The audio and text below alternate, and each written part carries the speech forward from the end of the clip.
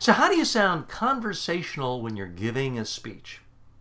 We've all heard speakers get up and it's sort of like, okay, class, today we're going to cover the following 12 points, and it just sounds awful.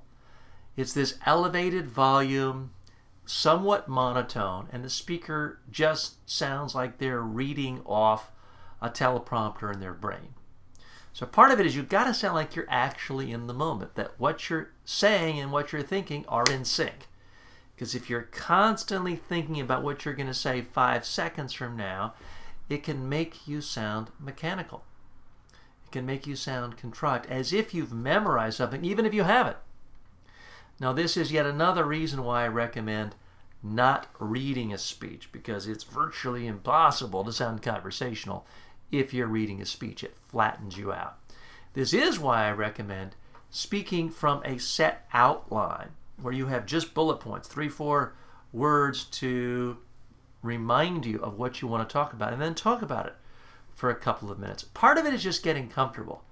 You need to rehearse, not to memorize, but to get comfortable with your content. So when you're talking about it, you're not having to think about it. Think about when someone's asked you, how did you meet your spouse? Or what's your favorite teacher if you're really young?